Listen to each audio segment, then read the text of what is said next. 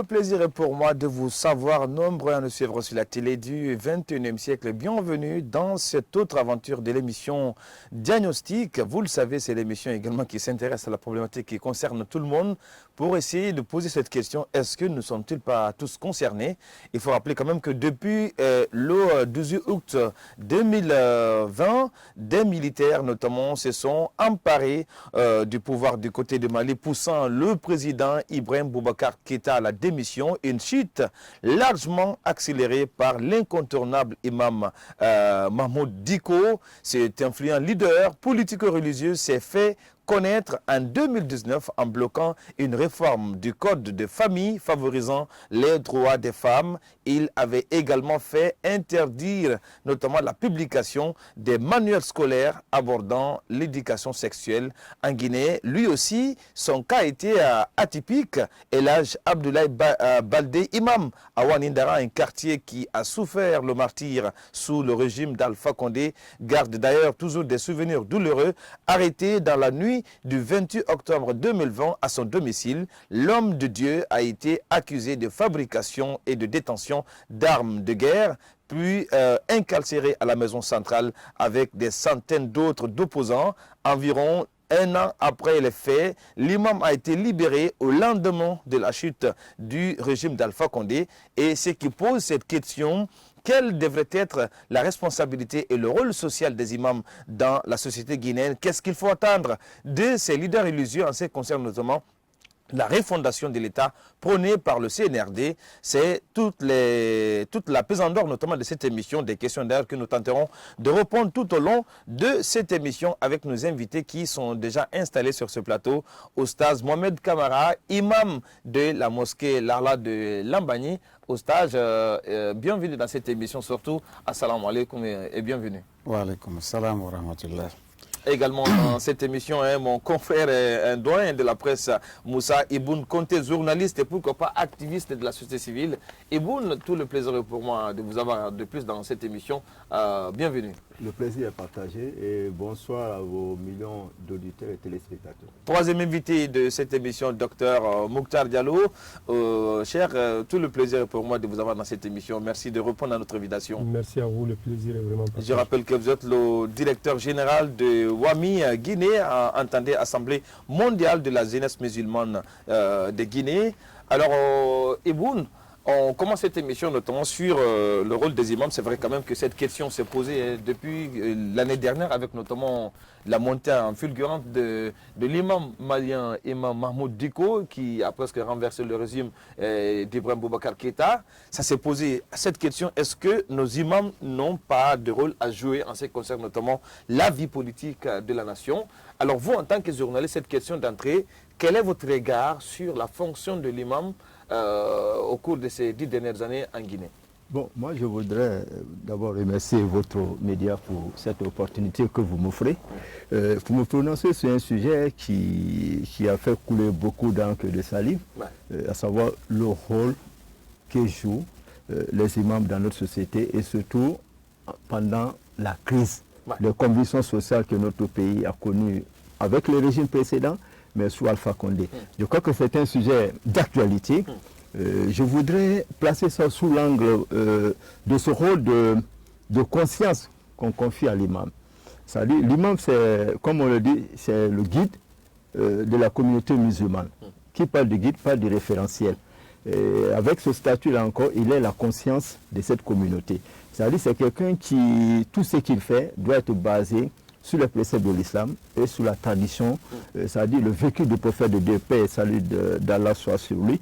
Mais qu'est-ce que nous avons constaté? En tant que journaliste, pour moi, l'imam en tant que le référentiel, en tant que cette sorte de soupape de sécurité pour la Oumma islamique, doit être un modèle. Mais qu'est-ce que nous avons constaté dans notre pays? Parce que pour moi, un imam, tout le monde prie derrière l'imam. Même le président de la République. Qu'il soit président de la République, quel que soit votre rang social, même si vous êtes l'homme le plus riche du monde, si vous êtes musulman, vous priez derrière l'imam. Et c'est lui qui prie également sur nos corps. En fait, c'est lui encore, quoi qu'on dise, c'est l'interface entre Dieu, subhanahu wa ta'ala, et les croyants. Quand vous avez ce statut, rien ne doit vous ébranler. Vous ne devez avoir à l'idée que l'existence de Dieu et que, comme j'aime citer un penseur, il disait souvent que ce qu'il craint, c'est ce qu'il attend dans l'au-delà. Pas ce qu'il attend au monde ici-bas. Donc je voudrais que les imams, j'avais voulu que les imams aient ce rôle-là, mais qu'est-ce que nous avons constaté? À un moment donné, le jour que j'ai vu nos imams, on m'a dit qu'il y avait plus de 200 imams ce jour-là, dans la rue, venir réceptionner un président de la République. Et on les a vus, ils ont fait la queue. Ils ont même fait une aide d'honneur pour un président de la République. Et puis, on était dans une situation de propagande pour le troisième mandat. Multiples cérémonies de lecture Alors, de son moi, Coran. je le dis une fois encore, quand on est imam, on doit incarner non seulement la foi, mais aussi on doit être cette soif de sécurité, si vous voulez, cet avocat défenseur des intérêts de la communauté dont vous êtes le référenceur, dont vous êtes le guide. Bien. Mais qu'est-ce que nous avons constaté? C'est qu'on n'avait plus peur des hommes que d'avoir peur de Subhanahu wa Ta'ala, qui est le détenteur du pouvoir. Bien, je vous reviendrai tout à l'heure. Non, je voudrais finir là-dessus pour dire que si on a connu les crises dans ce pays-là, Ils ont une part c'est de parce que les imams responsabilité. ont fui leurs responsabilités. Ils n'ont pas peur des mots. Parce qu'il faut qu'on le fasse maintenant là, pour ne pas que, parce qu'il y a de nouvelles autorités au niveau de la Ligue islamique, vous avez aussi des jeunes qui sont en train d'émerger au niveau de ce milieu-là. Il ne faudrait pas que nous ayons encore ceux qui vont agir à l'image des imams qu'on a connus, de ces chefs religieux qu'on a connus. Moi, je voudrais qu'ils soient franchement à équidistance entre les acteurs. Oui. Et comme le disait tout au début, quand on aimait cet imam, que tout le monde appréciait, et il osait dire la vérité à l'ancien président de la République, à son âme, le général Lansana Conté. Il disait au président général Lansana Conté, il dit, je ne vous vois pas. Je vois celui qui est derrière vous, Dieu, qui est plus grand que vous. Donc, je n'ai pas peur de vous dire la vérité. J'avais voulu qu'on ait utilisé le même temps face au président Alpha Condé pour dire, vous n'avez pas le droit, vous n'avez pas le droit d'avoir le droit de vie, le droit de vie sur les Guinéens. Et puis, monsieur le président de la République, faites ce que la communauté musulmane voulait passer. L'écrasante majorité de la population, moi, ça fait 95% de musulmans. Dans cette émission. Non, il faudrait que... Justement. Il faudrait qu'on fasse comprendre. Il faudrait qu'on fasse comprendre nos imams. Heureusement qu'ils sont avec nous sur ce plan. Ah, il y a un imam ici. Ok, tant mieux. Bien, alors vous l'avez compris, le temps est donné. Ça, c'est le constat du journaliste. Et le journaliste, c'est l'expression de la société. C'est la perception que l'opinion a des imams durant ces 10 dernières années en Guinée. Vous, en tant qu'imam, quel est le regard que vous portez sur cette fonction durant ces 10 dernières années, surtout le régime défunt qui a connu assez de soubresauts en termes de violence et pourquoi pas de pertes en vies humaines. Très bien, alhamdulillah, wa salatu wa salam ala rasulillah, sayyidina Muhammad wa ala alihi wa sahbihi wa man wala. Je vous remercie encore une fois, je remercie la télé Star 21 pour c'est-à-dire cette chance, de nous avoir accordé vraiment cette chance d'être là aujourd'hui et de parler d'un thème très important parce que au fait, quand on parle d'imam, bien sûr nous parlons ici des imams des mosquées, parce que le terme imam en arabe veut peut-être dire quelque chose de plus large. Quand nous parlons d'imam, nous parlons, comme l'a dit M. Conté, d'une référence. Nous parlons de ceux qui doivent être une référence. Référence dans l'application des règles divines. Et référence dans leur adoration. C'est pour cela qu'il faut déterminer d'abord le rôle d'un imam dans une société musulmane. Et je confirme ici que lorsque nous parlons aujourd'hui... Je rappelle que vous-même, vous êtes imam de la mosquée de l'université Kofi Annan. Oui, de Kofi Annan, en fait. C'est-à-dire, l'université n'a pas une mosquée, mais nous prions les vendredis là-bas. Nous faisons prier les étudiants là-bas au sein de l'université. Donc ici, je reviens sur le rôle, vite, c'est-à-dire sur le rôle de l'imam. Vous savez, quand on parle d'imam, je précise ici encore une fois, nous parlons d'imam, c'est-à-dire celui qui dirige la prière dans les mosquées. Parce que le terme imam est plus large en islam, et puisque nous parlons de l'islam, il faut être très précis quand on parle d'imam. Aujourd'hui, notre premier imam est Mamadi Doumbouya. Imam veut dire chef, et dans son sens général, dans le sens général du mot. Mais ici, aujourd'hui, nous ne parlons pas des chefs en général, mais nous parlons des chefs religieux, les imams dans les mosquées. Alors, d'abord, il faut savoir que l'imam est une référence. Autrement dit, il doit être un exemple à suivre. Donc, il doit chercher la perfection. Je dis bien chercher parce que personne n'est parfait.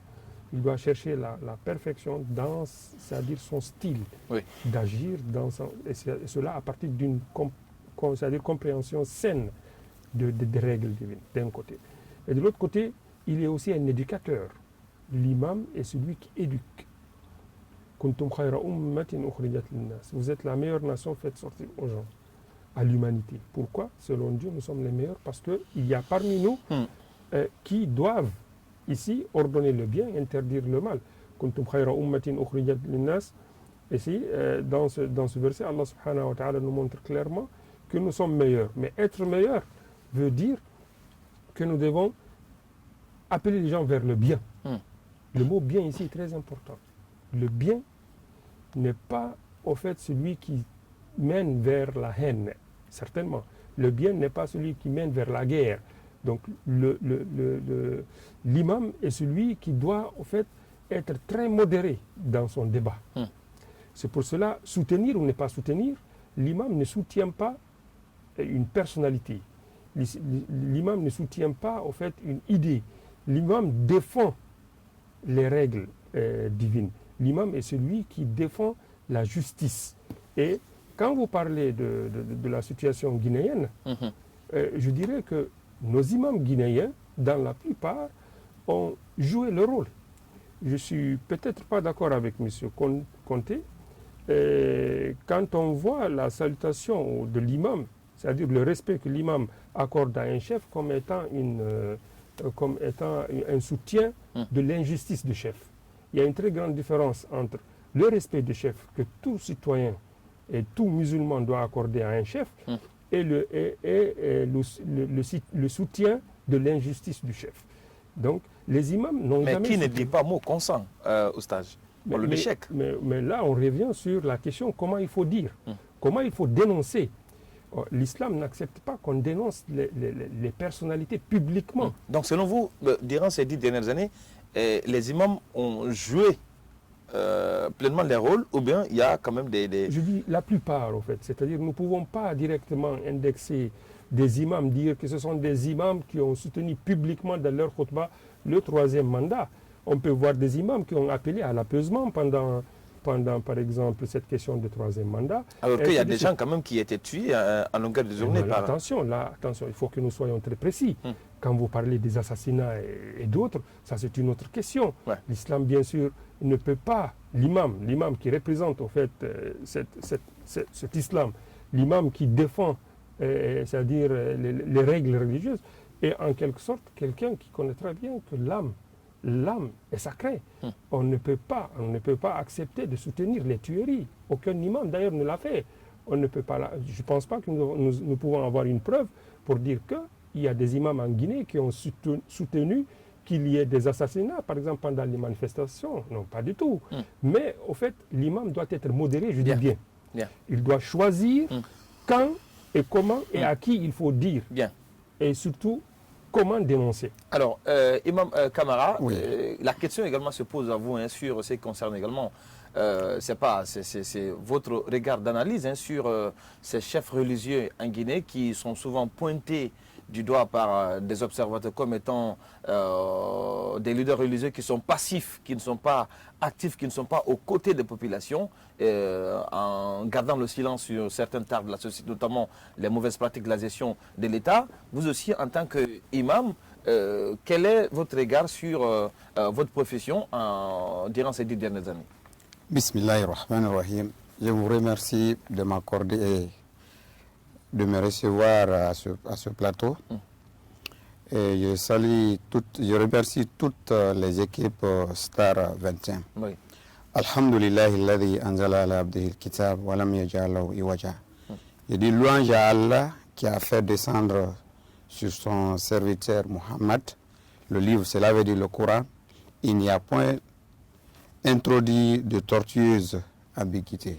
C'est-à-dire nous remercions Allah pour ça. Parce que tout ce que nous parlons comme ça, l'imam, c'est un homme, c'est des guides. C'est un homme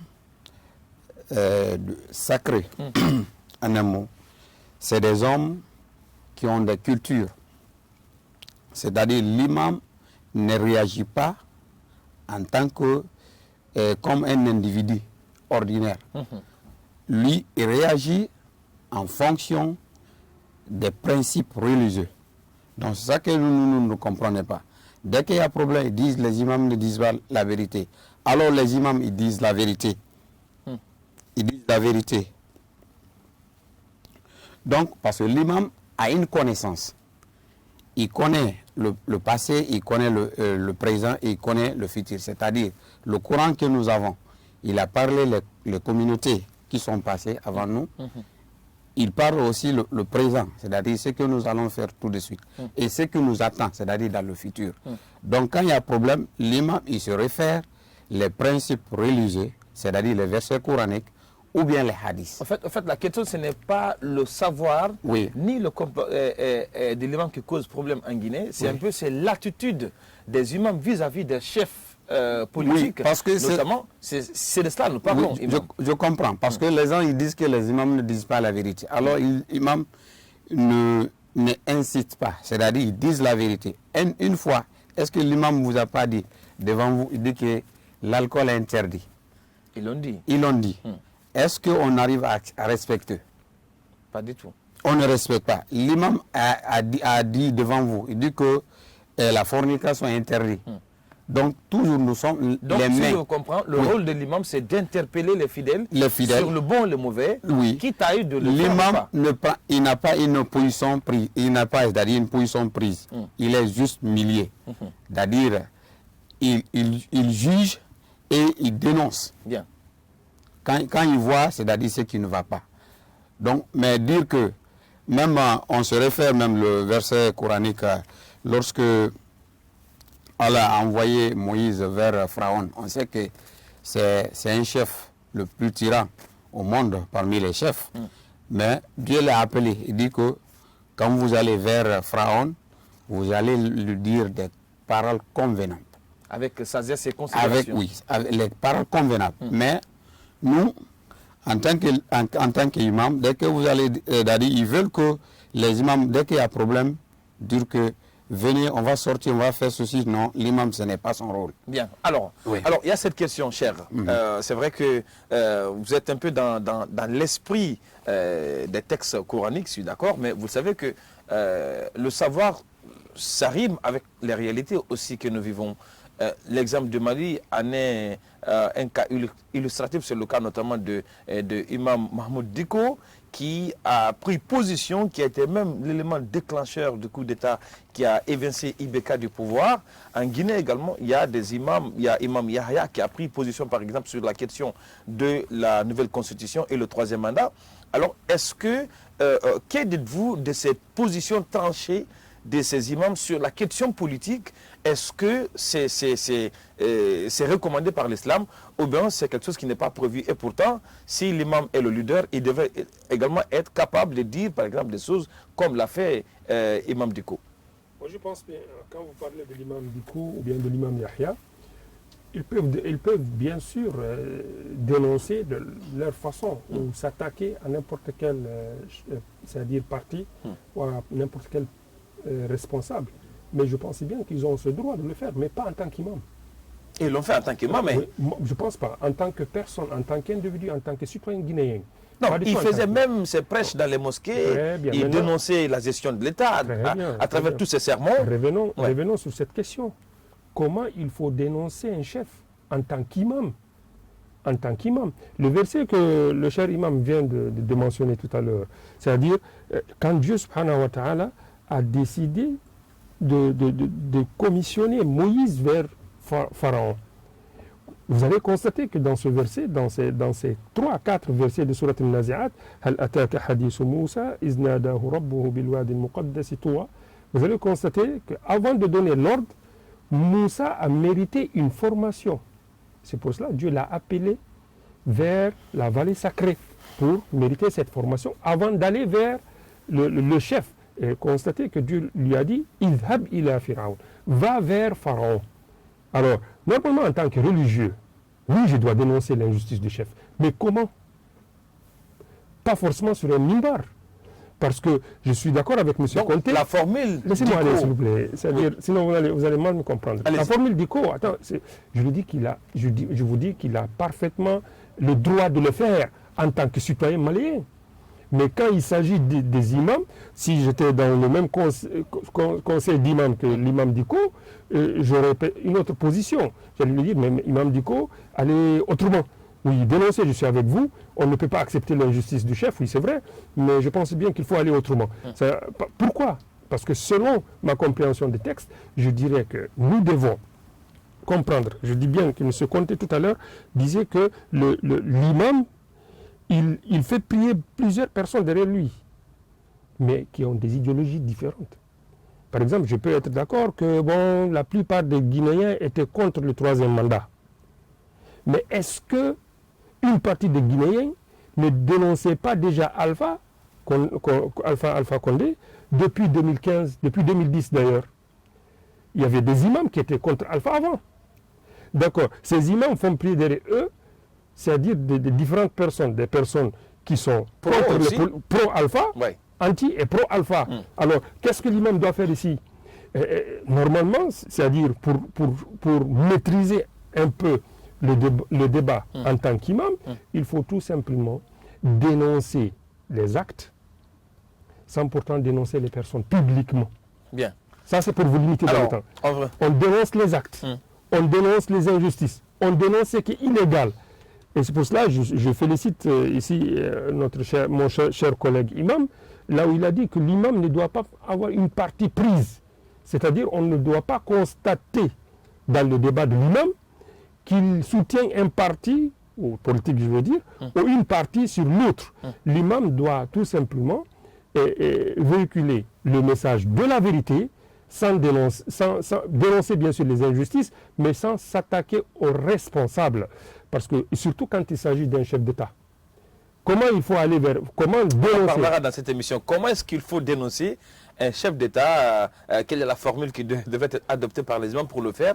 Certainement, on va parler pour la deuxième partie. Alors, Iboun, pour terminer avec vous, notamment cette première tranche de l'émission, c'est vrai qu'à écouter nos imams, est-ce qu'on peut dire que c'est un problème d'interprétation du texte par rapport à nous fidèles qui fait que tout ce qui est dit par nos imams, que nous, on pense que nos imams sont un peu dans la passivité ou dans le soutien, ou bien tout simplement qu'on a affaire avec des imams qui ne s'assument pas en termes de revenus financiers, parce que si, voilà, en Guinée, les imams, par exemple, ne sont pas payés. Donc, si vous savez que le chef de quartier, le ministre, parfois vous glisse les enveloppes, voilà, vous êtes obligé de traduire l'islam pour vous couvrir.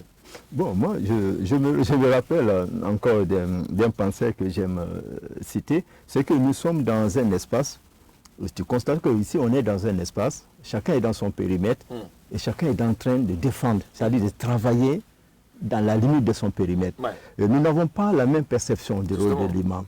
Je crois que si on regarde très bien le Saint-Coran, je crois que tout ce que les imams font, c'est basé sur la justice sociale. C'est basé sur la vérité. Alors, quel que soit le problème, l'attitude de l'imam doit être fondée sur la foi.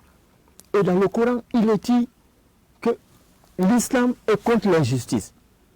Quand l'imam, qui est le chef de la communauté musulmane, quelque chose qui a été consenti, qui a fait l'unanimité, comme principe de base, tout le monde est d'accord. Ça, c'est le postulat. On est d'accord là-dessus. L'imam a été témoin de ce qui a fait consensus. Si quelqu'un doit aller à l'encontre de ça, je crois qu'il est du devoir de l'imam, en tant que guide spirituel et référentiel, objecteur de conscience, de dire attention, on est en train d'aller à l'encontre de ce qui a fait consensus. L'imam est le garant du consensus. Il faut tenir compte de ce rôle-là.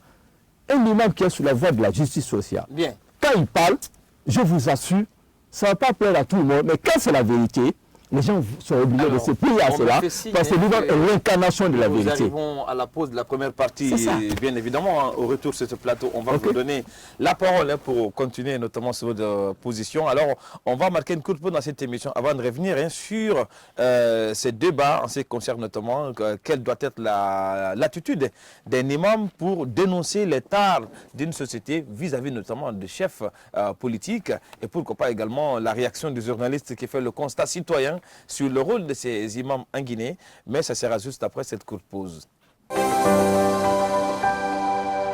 De retour dans cette émission pour la deuxième partie. Sans plus tarder, on passe la parole à Iboun Konté qui avait déjà la parole sur la question notamment des imams vis-à-vis notamment de la responsabilité qu'ils ont eue par rapport à ce qui s'est passé en Guinée sur l'aspect politique. Bon, moi je voudrais insister là-dessus.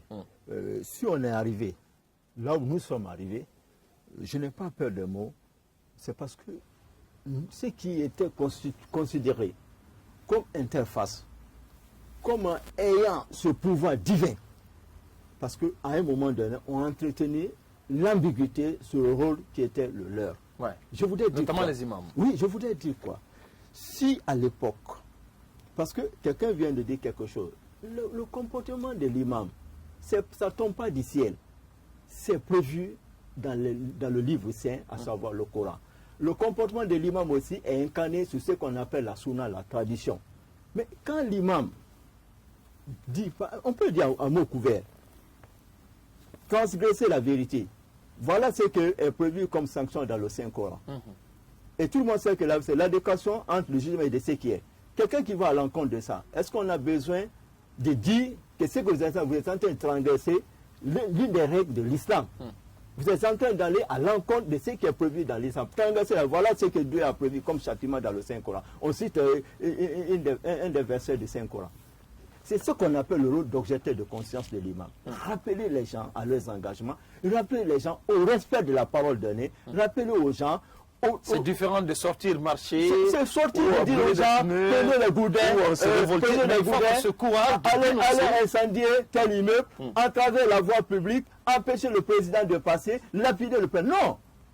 À travers des boutades, à travers des proverbes. Le sermon, tout le ça. sermon, on peut déjà on dire. a vu, mais on a constaté que... que... on a compté lors d'une prière, notamment de la grande fête du côté de l'université de Gamal, imam Elhaj Mohamed Salou, à l'époque, il n'était pas premier imam de la grande mosquée, il a sorti un verset par rapport au danger qu'un homme puisse porter, notamment une chaîne.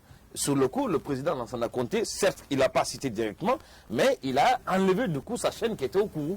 Voilà, donc c'est ces actes pareils dont vous parlez. Réparez, on se rappelle lors d'une des fêtes de Tabaski, le premier imam de la grande mosquée, il avait présidé la prière dans l'enceinte du palais sectoriel. Il a dit à la face de la Guinée, il dit quelqu'un qui manquait de respect au président de la République, voilà ce qu'il y a comme conséquence. Ça a suscité un tollé, mais les gens ont trouvé ça juste. Ça a suscité beaucoup d'interprétations malveillantes, mais aussi des interprétations de bonne foi. On a dit l'imam est sorti de son rôle. Parfois, quand vous dites la vérité, ça peut contrarier beaucoup de pays, mais quand c'est la vérité, on verra que c'est fondé sur la foi, ça part du Saint-Coran ou bien de la tradition islamique là. Les gens vont se conformer à ça. On a voulu juste que les imams disent. À ceux qui tiennent encore des rênes de l'État, que vous n'avez pas le droit de commettre des actes répréhensifs. Ça dit, vous devez défendre la vérité, les interpellations, vous devez protéger le faible, bien. Vous devez promouvoir la justice sociale, vous devez faire savoir que tous les Guinéens sont égaux devant la loi. Et comme tout le monde prie derrière l'imam, quand l'imam va dénoncer certaines déviations sociales, certaines déviations sociales ou religieuses, les gens vont l'écouter, ils vont dire c'est l'imam qui l'a dit. C'est comme un peu un journaliste. Quand un journaliste dénonce quelque chose, on va dire, ah, c'est le journaliste qui a dit. Mais quand c'est l'imam... C'est plus expressif. Quand l'imam est sous la voie de la vérité... C'est un leader d'opinion extraordinaire. Quand il est sous la voie de la vérité, on a compris ici, les gens prenaient certains émissairements des imams là, on les multipliait, on vendait et les gens achetaient. Parce que les messages qu'on véhiculait prenaient en compte la préoccupation des citoyens. Ben. Moi, j'ai vu des imams ici. Je suis dans un quartier et tout le monde appréciait un imam qui est actuellement malade. Il ne disait pas des choses crûment, mais il passait toujours par le vécu du prophète, paix et salut d'Allah soit sur lui, sur ses compagnons, pour dire voilà, des hommes vertueux au temps du prophète, comment ils faisaient.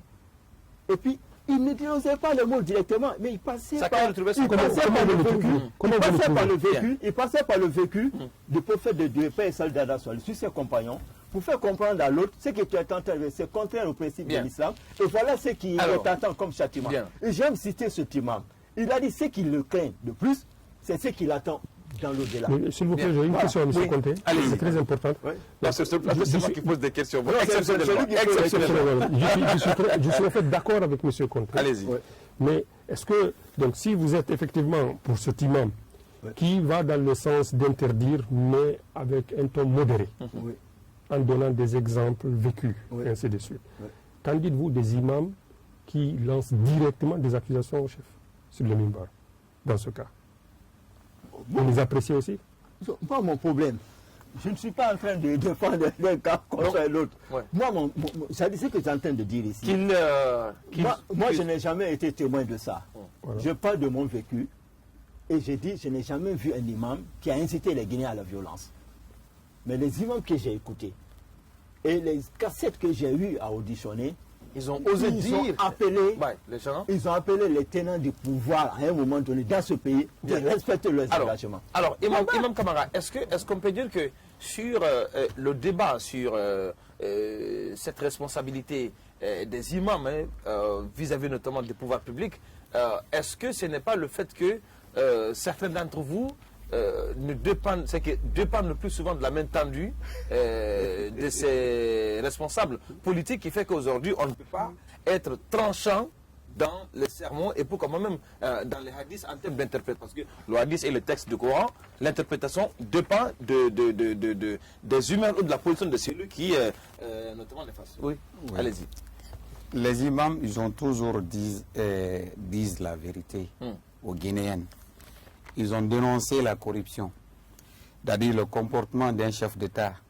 Nous-mêmes, les individus qui sont qui vivent en Guinée, ils ont toujours dénoncé. Et sauf que les imams organisent des cérémonies de lecture sur la base de petites enveloppes. On le sait, ça c'est une vérité aussi. Non, ça se fait, mais c'est pas tout le monde, c'est pas tous les imams qui sont dans ce cadre. Mais ceux qui le font sont des imams. Non, certains, parce que tout le monde ne sont pas les mêmes. Et nos convictions ne sont pas les mêmes. Nos idées ne sont pas les mêmes, nos pensées ne sont pas les mêmes. Donc, ne juge pas, c'est-à-dire un individu, comme vous avez vu l'autre affaire, c'est ça qu'on appelle les préjugés. Et c'est-à-dire vous généralisez tout le monde, alors ils ne sont pas comme ça. Les Guinéens sont pauvres, c'est pas tous les Guinéens qui sont pauvres. Non, ils sont pauvres. Ça c'est culture, ça c'est quelque chose de culture, c'est une culture guinéenne. C'est-à-dire que c'est du respect. Quand vous venez chez moi, je vous donne du transport, c'est interdit. Ce n'est pas du tout, ce n'est pas une corruption, ça. Attention, il faut bien mesurer les mots. Les enveloppes qu'on donne aux imams parce qu'ils étaient venus, ils nous ont honorés par leur présence, ce n'est pas une façon de les corrompre, mais plutôt c'est une façon de les respecter. Ça se fait chez nous. Quand je vais chez vous, vous me donnez une enveloppe, mais je ne vais pas refuser. Vous n'êtes pas en train de me corrompre, je vais le prendre comme un signe de respect. C'est ça l'Africain. En fait. Tout à l'heure, avant de partir à la pause, on s'était posé cette question. Et c'est vrai que la formule que soutient Ibn Conté, peut-être vous, ce n'est pas de cette formule-là que vous voyez le rôle de l'imam en termes de dénonciation. Alors, quelle devrait être notamment la formule pour un imam Effectivement, je vois que les idées commencent à se rapprocher. Parce qu'en fait, nous sommes tous d'accord que l'imam doit dénoncer l'injustice. Parce que l'islam est un message de justice. L'islam, c'est la paix, c'est la justice. L'islam, c'est le bien-être. Donc, l'imam est celui qui prêche selon ces principes-là. Donc, ça, c'est le premier point. Et je ne pense pas trouver un imam qui est parti solennellement sur un minbar dire que celui qui n'est pas avec le troisième mandat, par exemple, c'est un exemple, je rappelle, est kafr, ou bien qu'il est pécheur. Je ne pense pas, ça n'a pas existé en Guinée. Un imam qui est parti publiquement soutenir le troisième mandat ou l'injustice. Parce que la question du troisième mandat, c'est ça maintenant la problématique des interventions des imams par rapport aux divergences politiques. Les divergences politiques existent bel et bien, c'est-à-dire depuis 2010, depuis avant 2010. Il y avait des imams, il y avait des portions qui étaient contre la politique, c'est-à-dire du chef. Mais est-ce que pour satisfaire cette foule-là, l'imam doit forcément critiquer le chef? Non, mais il faut faire très attention quand il s'agit des sujets litigieux. Quand les sujets sont litigieux, et souvent les sujets politiques sont là, à plus de 99% sont des sujets litigieux. Quand il s'agit des sujets litigieux, en tant qu'imam, attention, l'imam doit faire attention et doit toujours être modéré dans sa façon d'aborder. Et là, je reviens vite sur votre question. Oui. Quand il s'agit des injustices vécues par, c'est-à-dire les autorités, l'imam, bien sûr, a l'obligation de les dénoncer. Dénoncer l'injustice. Et ça a été toujours dit. Avez-vous vu un imam en Guinée, par exemple, contredire des versets coraniques qui nous parlent de la justice, de rendre légale l'injustice?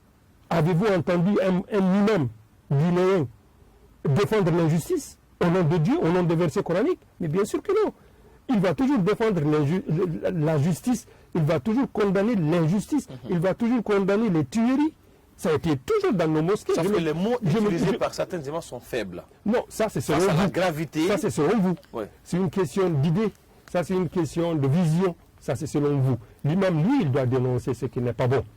Maintenant, quand il s'agit de personnes, quand il s'agit surtout des personnes, même vous, même les personnes lambda, même l'individu, c'est-à-dire, je donne deux exemples. Le premier exemple, en islam, quand vous voyez quelqu'un qui est fautif, une personne fautive, l'éducation musulmane vous oblige de ne pas le dénoncer publiquement, de ne pas le corriger, je m'excuse, publiquement, d'aller vers la personne. Mon frère, s'il te plaît, je te vis faire ça et ça et ça, s'il te plaît, ne le reprends pas, ne le refais pas. C'est ça l'éducation musulmane, même envers les simples individus. Vous comprenez?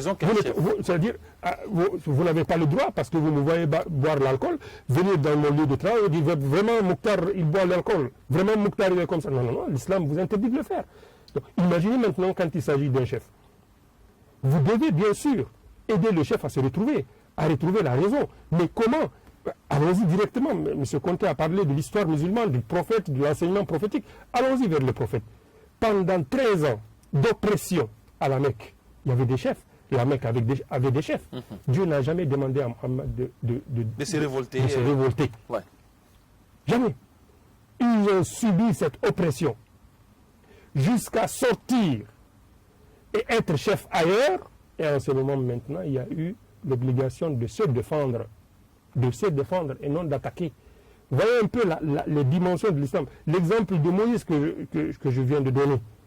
Et vous voyez que, en fait, c'est pas n'importe qui doit être imam d'abord. C'est pas n'importe qui doit parler en tant qu'imam. Parce que vous devez avoir une formation d'abord. Vous devez vous former.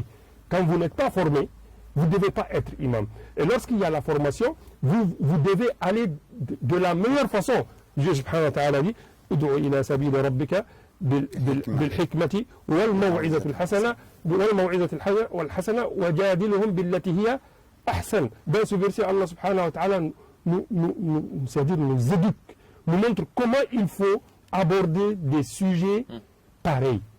D'abord, avec la sagesse. Est-ce que la sagesse veut dire que nous devons tous... Allez, Alpha Condé, il a menti, donc sortez contre lui. Et je pense que là, déjà, M. Conté est avec nous. Il vient de le dire. Et avec cette idée, je veux dire. Donc, ce n'est pas de cette façon. Il faut trouver la façon de faire et savoir que le chef, en tant qu'imam, j'ai le droit de corriger le chef, mais pas publiquement. Cela n'existe pas. Moïse, malgré qu'il avait affaire avec Pharaon, mais Dieu regardait très bien le verset. Idhab ila Fir'aun. Va vers Pharaon. Il pouvait lui dire, allez, va vers le public pour dénoncer Pharaon. Mais il lui a dit, va vers lui-même pour lui dire ce qu'il a à faire. Vous voyez un peu ce que je veux dire? Donc il faut dénoncer en tant qu'imam, mais ce n'est pas forcément... Avec subtilité. Oui, c'est-à-dire une façon de voir. C'est-à-dire même la question de Diko, et parfois la nature de la société peut vous permettre en tant qu'imam de le faire. Mais en ce qui concerne la Guinée, je pensais bien qu'on n'avait pas besoin de le faire, de voir des imams sur le mimbar pour, c'est-à-dire dénoncer directement les chefs. L'état d'un régime politique. Un régime politique, surtout que, attention, c'est une question litigieuse. Je dis bien une question litigieuse quand il s'agit de la politique. Parce que parmi vos fidèles qui prient derrière vous, il y a ceux qui soutiennent le chef dans la politique. Mais aussi parmi les fidèles qui prient derrière vous, quand vous dites par exemple l'alcool n'est pas bon, il y a d'autres qui sont des buveurs, mais qui acceptent votre vérité. Mais attention, quand vous parlez de Dieu, Dieu lui n'a pas de concurrent. Dieu n'a pas de concurrent. Ouais. Personne ne peut dire que bon, on peut accepter l'opposant de Dieu. Il faut s'opposer à Dieu. Nous sommes tous d'accord que quand il s'agit de règles divines, il s'agit de règles parfaites ici. Ouais. Mais quand il s'agit de l'être humain, nous sommes tous imparfaits. Justement. Et c'est pour cela que je vous ramène directement vers 2010-2015. Est-ce que les imams qui voyaient Alpha comme étant par exemple un chef illégitime, est-ce que s'il sortait dans le minbar pour dire bon, il faut, au fait, Alpha, tu n'as pas raison, est-ce qu'on peut leur donner, nous pouvons leur donner c'est-à-dire une raison? Et bien sûr que non, parce qu'il s'agit de la politique, il s'agit des positions. En tant qu'imam, il faut faire très attention, il faut être très modéré. Oui, nous devons dénoncer les injustices. Quand il s'agit du chef, et permettez-moi de finir juste par un tout petit exemple, quand vous venez vers un professeur dans une classe, dans une école, vous trouvez un professeur qui est en train de faire des erreurs. En tant que sage, je dis bien sage parce que l'imam est sage, comment faut-il corriger ce professeur? C'est certainement pas devant ses élèves. Vous allez laisser le professeur sortir, ou bien vous l'invitez vous-même dehors. Enfin, si vous êtes sage, entre guillemets, imam, ici, vous devez l'appeler. Vous dites, monsieur, je vous vois faire ça et ça et ça. C'est pas comme ça on fait. Voici comment il faut corriger les chefs en islam. Alors, Imam Kamara, sur la question des imams, c'est vrai que vous dites tout à l'heure notamment qu'il y a, c'est pas tous les imams qui sont dans ce que nous constatons là, comme notamment des imams qui sont au service de la politique. Alors, est-ce qu'on peut dire aujourd'hui que la question du statut de l'imam ne cause pas problème en Guinée? Parce que tout le monde s'en accapare. Chacun, voilà, c'est comme le titre Oustaz, hein. Tout le monde c'est l'attribut. Alors, qu'est-ce que devrait être fait dans ce sens pour que, notamment, le statut de l'imam puisse être un peu vu autrement en tant que... Donc, les imams ont des rôles. Ils ont des rôles éducatifs et formateurs. Et je remercie notre collègue, ce qu'il vient de nous dire, c'est-à-dire pour donner des conseils, on parle, il faut avoir le temps, le lieu et la manière, surtout un chef. Donc on a tout ce que nous allons, un musulman, un imam, lui fait, il fait des références, il prend des références sur le Coran, c'est-à-dire les versets coraniques ou bien les hadiths. Lui ne vient pas, il ne prend pas comme nous les hommes ordinaires, des idées comme ça, non. Il se réfère, c'est lui, il a une référence. Parce que nous prenons l'exemple toujours avec Moïse. Lorsque Dieu le disait d'aller vers Pharaon, il a d'abord donné des éducations, c'est-à-dire des formations. Et les mots aussi doivent être modérés. Il dit, il faut le dire des paroles convenables. Des paroles convenables, c'est-à-dire... Et pourtant Dieu parle à son prophète comme ça. Le prophète. Alors quand nous prenons, c'est-à-dire le poids, le poids, attendez, le poids de Pharaon... Non, je vois que vous n'êtes pas d'accord, mais vous avez la parole, allez-y. Oui, le poids de Pharaon est comparativement les deux personnes. Donc Moussa est mieux placé par rapport à Pharaon. Mais il a le chef. Vu son statut de chef? Oui, de chef, il faut avoir la manière. Même vous, en tant que vous, on prend vous-même, en vous donnant des conseils, ce n'est pas d'une manière. Parce que le prophète même a dit, man ara minkum munkar, fal yughayyiru biyadihi, fa in lam yastati' fa bi lisanihi, fa in lam yastati' fa bi qalbihi.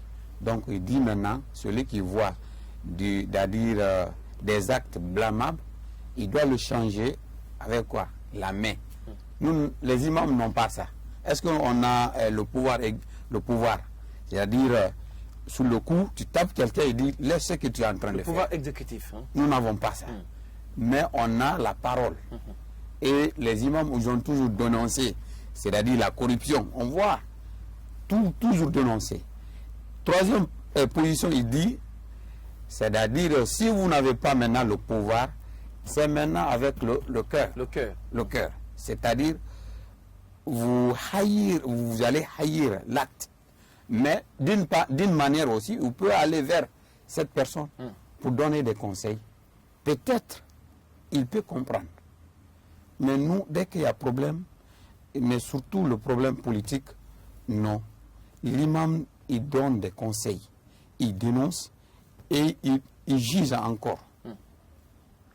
Il faut l'imam a des paroles, c'est-à-dire des propos convenables. Donc, en un mot, selon vous, les imams guinéens sont un peu mal compris dans leur démarche parce qu'ils ne sont pas comme nous autres citoyens, ou bien tout simplement c'est parce que c'est parce qu'on croit assez au rôle des imams qu'on essaie de les attribuer certaines fonctions qu'ils n'ont pas dans la société.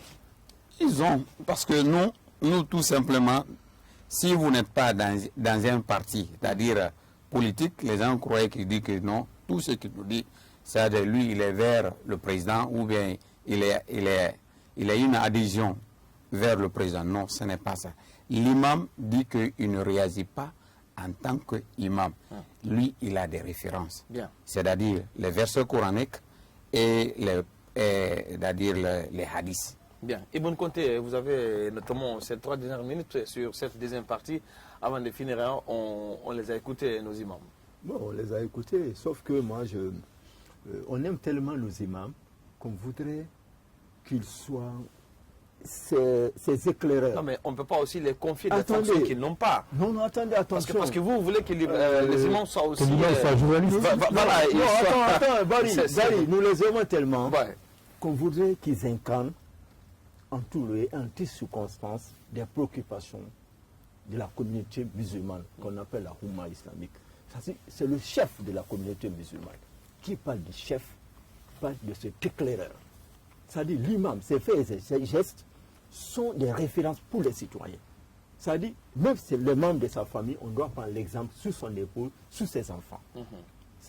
On ne demande pas aux imams de prendre la machette et de descendre dans la rue, de faire la guerre sainte contre un régime despote. Non, nous demandons aux imams qu'à un tournant décisif de l'histoire d'un pays, comme c'est la période que nous avons là, en termes de transition, qu'ils balisent la voie pour les gens qui gouvernent le pays, pour dire voilà ce que l'islam prévoit comme vérité, comme justice sociale, comme la gestion saine de ce qui appartient à la communauté musulmane. C'est juste un objecteur de conscience, un éclaireur qui pose des balises, mais on n'a pas demandé à l'imam d'indexer quelqu'un pour dire ce que tu as fait, tu as mal fait. Ils ont des formules, ils ont des références.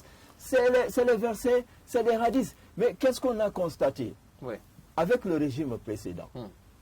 Le président du Conseil islamique de Bénin, l'imam Ratib de la Grande Mosquée, il a dit qu'il a tenté de rentrer en contact avec le président de la République. Justement, le président a refusé. Après sa destitution. Mais le président a refusé. Sauf qu'il n'a pas dit, sauf après qu'Alpha soit destitué. Oui, c'est quand Alpha a quitté et qu'il a dit. Mais c'est qu'il a tenté. Alors face à une telle situation, qu'est-ce qu'on... Il lui a fait le rôle que assigné aux ions, comme l'a dit Cheikh, en termes de responsabilité. Il a tenté. Il a tenté. Il est resté dans son rôle de l'imam. Vous voulez qu'il dise que refuse de le rencontrer et que ça embrale également la cité. Parce qu'à le dire à cet instant-là, je me dis que ça va avoir un effet négatif sur la culture du pays. Tu sais pourquoi il a dit après? C'est quand quelqu'un est passé dans une émission de grandes écoutes pour dire il a été complice du 3e mandat. Après, il a fait cette révélation. Pourquoi il n'a pas fait par le passé? Moi, je dis une fois encore, je vous assure, j'ai jamais vu un pouvoir public dans aucun pays du monde, en tout cas des pays musulmans, réputé comme tel, trimballer un imam en prison, parce qu'il a dit ce qui est. Non, mais il y a un imam qui est sur le cadre. Il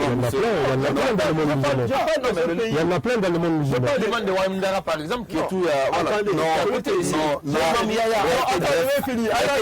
de ses fonctions. Je vais finir. Parce qu'il a plus de fini. Ça dit, tu es en train de me contredire. Non, je ne vais pas finir. Je vais te donner un exemple. Je vais te donner un exemple. Moi, je pense que l'islam est universel. Et ça, là où je ne suis pas d'accord avec vous, c'est quand il dit que le contexte guinéen et le contexte malien sont différents. J'ai dit non. Ils ne sont pas différents. C'est le même contexte. L'islam est universel. Les préceptes, les hadiths de l'islam sont universels. Nous avons le même livre. Nous avons le même livre 5. Ce qui est valable pour les musulmans guinéens, pour les musulmans du Mali. Alors, sur cette plateforme... Non, mais je n'ai pas fini. Je dois conclure là-dessus. Laissons le temps de réagir sur ce point. Quand M. Conté parle de l'islam, l'islam est bien sûr universel. Mais c'est cette universalité de l'islam qui vous donne beaucoup de versions, c'est-à-dire des faits, et qui vous donne aussi le choix de choisir le bon moment, c'est-à-dire de choisir le moment, le message l'interlocuteur à qui il faut transmettre le message. Mais c'est au nom de cette universalité.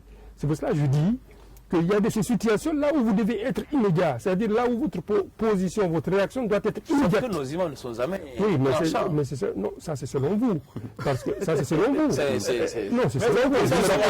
Je me rappelle d'un groupe qui était parti annoncer à l'imam Mansour Fadiga, c'est un imam. Un groupe, c'est-à-dire qui appartient à un parti politique, dont je préserve vraiment de le signaler, qui sont partis honorer l'imam Mansour Fadiga par leur candidature pour les élections législatives, je pense bien législatives de 2019-2020. Donc, mais il les a tout simplement chassés. Il les a tout simplement chassés de chez lui. Et c'est un imam, c'est une réaction. Il n'a pas eu à aller sur son minbar pour dire bon, telles personnes sont venues chez moi hier et je les ai chassés. La position doit être différente de ma façon d'agir sur mon minbar. C'est-à-dire un tout petit exemple, parce que les exemples. Allez-y en 1 minute parce qu'on est. D'accord. On va vers la pause. Très bien. C'est-à-dire quand vous parlez d'imam, il faut savoir que nous complétons. L'imam est imam. Le journaliste est journaliste. Le président d'un parti politique est président d'un parti politique, l'opposant est opposant. L'imam est celui qui doit apaiser. Parce que quand il y a problème, quand il y a conflit, il y a 3 groupes. Cela est mentionné dans un verset coranique. Dieu subhanahu wa ta'ala dit In ta'ifatan min al-mu'minin iqtatalu fa aslihu baynahuma. Lorsque 2 groupes de musulmans sont en désaccord ou s'entretuent, alors vous devez chercher à les réconcilier. Alors, on va terminer cette émission sur cette partie, Ibn Conté. En tant que journaliste, forcément, vous avez un message à lancer à l'endroit notamment de ces leaders religieux, les imams, par rapport à ce que vous attendez d'eux pour cette transition. Moi, je pense que pour que l'imam joue le rôle qu'on attend de lui, je crois qu'il faudrait au moins... je suis pour la suppression du secrétaire général aux affaires religieuses. Je voudrais que comme l'a dit Oustaz, qu'on donne la force au Conseil islamique de Guinée pour essayer de réguler le secteur et que le Conseil islamique de Guinée tient compte de l'intérêt des fidèles musulmans de notre pays. C'est extrêmement important parce que pour moi, l'imam incarne les enjeux et les défis du moment. L'imam incarne des préoccupations des fidèles qui prient derrière lui. Il doit tenir compte de leur intérêt. Bien. Imam Kamara, vous avez la parole, vous regardez cette caméra pour... voilà, c'est en tant qu'imam, le message que vous avez d'abord peut-être envers le chef, le président de la transition, pourquoi pas de vos confrères imams pour une bonne transition en termes du rôle des imams. Donc, regardez celle-là, la caméra. C'est là, cette caméra, voilà. Ok. Allez-y. Donc moi, ce que je vais dire au chef, c'est-à-dire de la transition, moi je demande d'abord que Dieu guide ses pas. Parce qu'il a des idées, qui le guide pour qu'il puisse atteindre à ses idées. Amen. Et les Guinéens, moi ce que je vais le dire, c'est de cultiver la paix. Et il faut qu'ils soient conscients. Le problème que nous avons, ce n'est pas le problème, autre problème, c'est le problème de conscience. Bien. Donc si l'homme est conscient, il fait ce que Dieu leur dit. Et les imams? Oui, les imams, ils doivent toujours continuer sur leur combat, c'est-à-dire dénoncer ce qui va et ce qui ne va pas. C'est-à-dire dans un terme responsable. Bien. Et se référer surtout les versets coraniques et les hadiths du prophète Mohammed. À présent, vous avez la parole. On vous livre cette caméra. Et puis donc voilà, moi, en fait, j'ai donc 3 messages, 3 points. Le premier est adressé bien sûr à nos responsables, à leur tête bien sûr, Excellence Monsieur le Président de la République, Monsieur Mamadi Doumbouya. Nous avons beaucoup d'espoir, c'est-à-dire posé sur lui. Et nous demandons à ce que vraiment il nous honore par rapport à ces espoirs en fait. Donc le Guinéen attend d'eux, les responsables, beaucoup de choses et nous espérons vraiment qu'ils seront à la hauteur. En ce qui concerne, c'est-à-dire les Guinéens eux-mêmes, nous avons un problème en nous. Il faut savoir que nos chefs sont en quelque sorte issus de nous. Si on ne change pas, ils ne pourront pas changer. Il faut donc être capable de se changer pour espérer que nos chefs, eux aussi, changent. Aux imams, il faut tout simplement être un imam d'actualité, être toujours à jour. Parce que je pense bien que cela est prioritaire et ça peut aussi nous relancer encore une fois plus fort. Bien, vous l'avez compris, chers téléspectateurs, c'est un message de fin que nous fermons porte-fenêtre de ce numéro de l'émission Diagnostic consacré essentiellement sur le rôle des imams dans la refondation de l'État en Guinée avec la transition qui s'est ouverte au pays le 5 septembre dernier après le coup d'État orchestré par le Comité national du Rassemblement pour le développement CNRD dont à sa tête le colonel Mamadi Doumbouya. Tout le plaisir a été pour nous de vous servir. J'espère tout simplement que cette émission vous a permis également vous aussi à prendre votre position sur le rôle et la place des imams dans la société guinéenne. Il ne me reste qu'à vous dire merci pour votre aimable attention. On se reprend dans cette émission également avec d'autres acteurs pour parler de la Guinée et aussi pour que ce pays la bouse mais de façon positive. Au revoir.